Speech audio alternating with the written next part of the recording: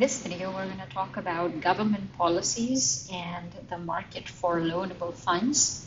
In essence, we're going to look at various government policies that can affect an economy's saving and investment. And so we're going to use the loanable funds model that we had described in the earlier video to illustrate the effects of these different policies. So there are a couple of things you need to do, or a few things you need to do in order to assess the effect of government policies in the loanable funds market. First, we're going to always ask a question in a setting whether the policy, or would the policy affect demand or supply. This is very similar to what you had done in the chapter on demand and supply. So you're going to just do the same thing, but now thinking about it in the market for loanable funds. So when we think about demand, we are essentially talking about investment.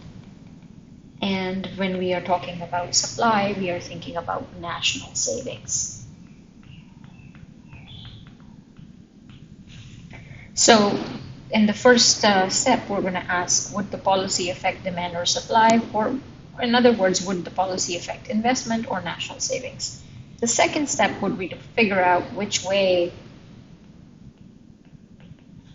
would the curve shift. So this is whether it's going to shift up or down, right or left. This is what you want to figure out here. And the third thing we are interested in is to look at how would the policy change equilibrium. So how would equilibrium change? So we are going to take a look at 4 different government policies.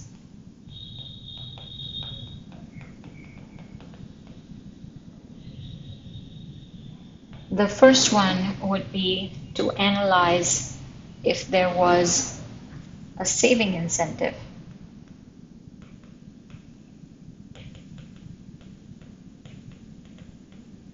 The second would be to analyze what happens when there is an investment incentive. And I'll explain what we mean by these incentives in a little bit. The third would be to analyze what happens when the government runs a budget deficit.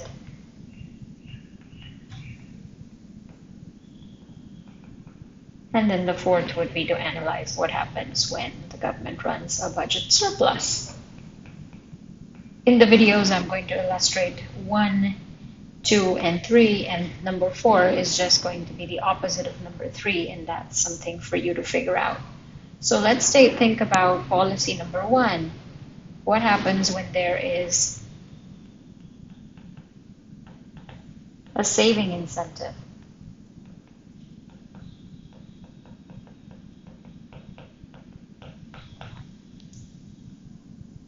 So a saving incentive could be something like if you save more when you're younger, you could get some kind of tax benefits. You could have, you could just have some incentive to save because you pay less tax. And so this type of a policy, we're going to ask those same questions again. Would this policy affect supply or demand, right? So would this type of policy, if there is a saving incentive, would this affect supply or demand? The answer is that if it's a saving incentive, of course it's going to affect saving, which is our supply curve in the loanable funds model. The second thing is going to be which way would the curve shift. So we want to understand if there's a saving incentive, which is now giving you a tax benefit, but then what do households do? Typically, they're going to save more. And this we'll see on the graph which way the curve would shift. So basically you want to remember that saving more should be reflected on the graph. So our intuition should match up with what is going in the graph, and then we're going to ask what happens to equilibrium. The equilibrium real interest rate and the equilibrium loanable funds amount. Okay, so this is how we're going to proceed. So let's begin by drawing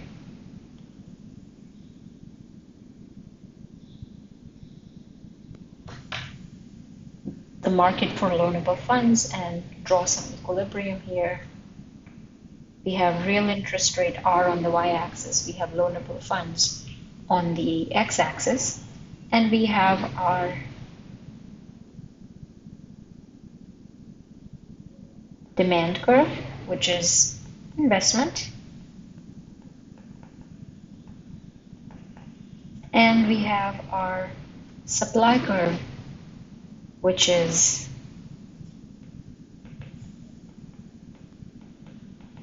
coming from national savings. And we have what we call equilibrium,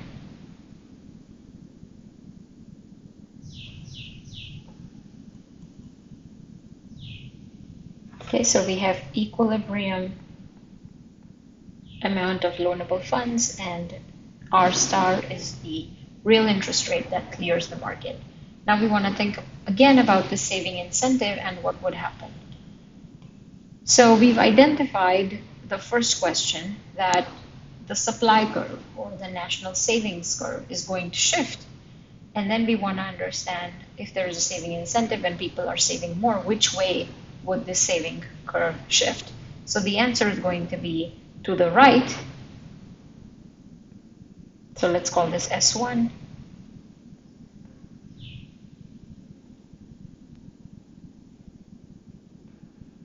And this is S2. So our whenever there is a policy that is going to encourage people to save, whether it's through a tax benefit or something else, then the supply curve or the national savings that is going to reflect the national savings is going to shift to the right. And notice what happens to our equilibrium now. Our new equilibrium is going to be established at this intersection now, which is at the intersection of our new supply curve and our old demand curve. And so at this point,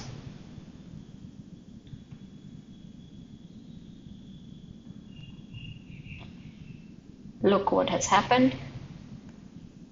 Let's call this LF1 and R1. So let's write down that our initial equilibrium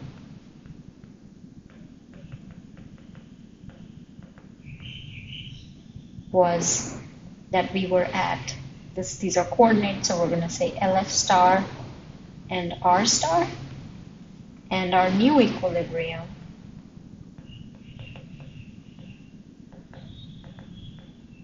is LF1 and R1.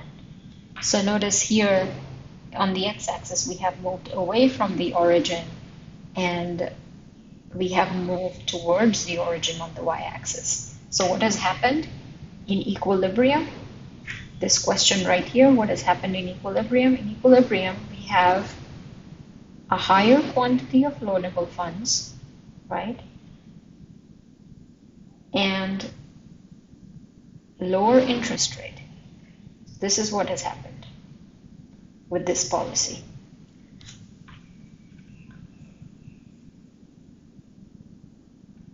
So in equilibrium, because we are at LF1, we have a higher equilibrium quantity of loanable funds, and we have a lower equilibrium interest rate.